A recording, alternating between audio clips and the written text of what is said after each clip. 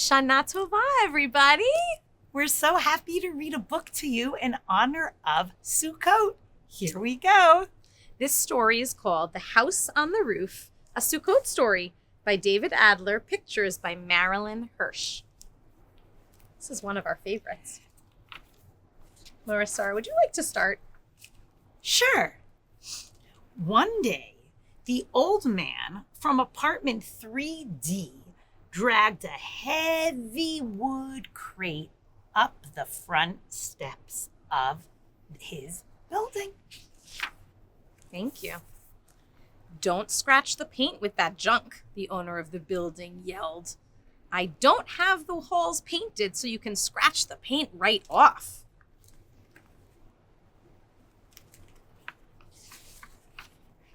The next day, the old man collected acorns and autumn leaves.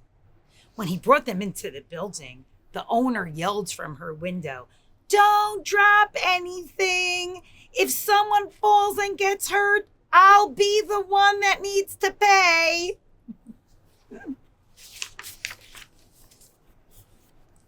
He collected old magazines, and the owner yelled, "Junk and more junk! Most people throw it out, and you collect it."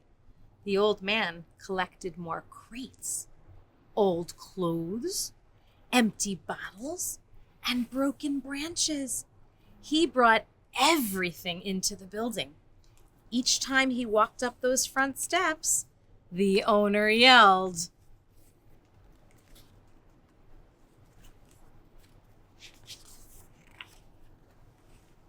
For more than a week, inside his small apartment, the old man hammered and sewed and polished.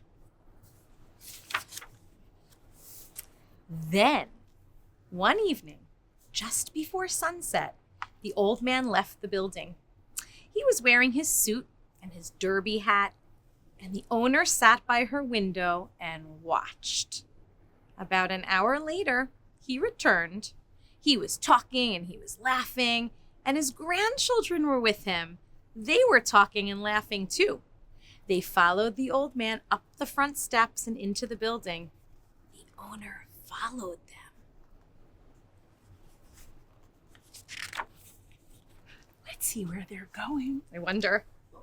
They walked up 3 flights of stairs, past the old man's apartment, and onto the roof. I wonder what's on the roof. In the corner, there was a small hut. The walls were made of wood crates. The roof was made of broken branches. Can you guess what that was? I bet you know. Inside was a small table covered with a patchwork cloth. The cloth was made of torn clothes. Candles burned in candlesticks, and the candlesticks were made of old bottles. Chains of acorns and autumn leaves hung from the roof. On the walls were pictures cut, you guessed it, from old magazines. And on the table, there was wine, soda, cake, and cookies.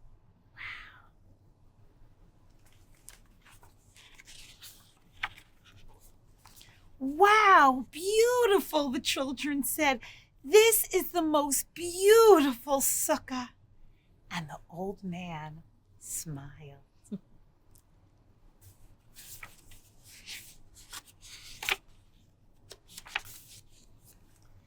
The old man drank wine. The children drank soda and a little wine. They all ate cake and cookies too. "Off!" the owner yelled. "Off my roof! I rent you an apartment, not a roof. And take that junk with you." She started swinging her broom and chasing them. "Take that junk down," she yelled. "Get off my roof." Oof. The old man and his grandchildren ran from the roof, but the old man did not take his sukkah down. A few days later, the owner of the building brought the old man to court. That means that they want to resolve a conflict. So they go before a judge. "It's my building and my roof," she told the judge. "Well," the judge asked the old man, "what do you have to say?" Let's see what he said.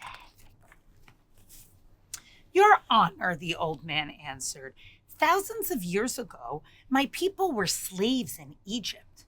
When they left to the desert, they had no time to build homes. And as they traveled, they built temporary huts. Each autumn, we celebrate the holiday of Sukkot by building and living in huts just like theirs. That's what I did. Now, in only 4 days, the holiday will be over. I would like so much to keep my sukkah for just that long."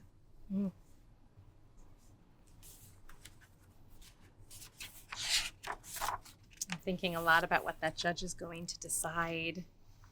And the judge thought and thought. Then he turned to the owner. "You're right," he said to her. "It is your building. No one should be allowed to build on your roof without your permission." Then the judge said to the old man, "I'll give you just 10 days to take your sukkah down," the judge said. Sounds clever to me. Clever solution. 10 days, the old man thought. Then he smiled too.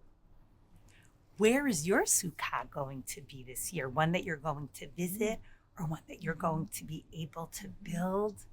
And what will you put in your sukkah? How will you decorate it? What will you fill it with? We can't wait to hear all about your Chag. Chag Sameach, Chag everybody. Sameach, a Chag filled with joy and friendship and lots of ma'asim tovim. Chag Sameach. Bye, everyone.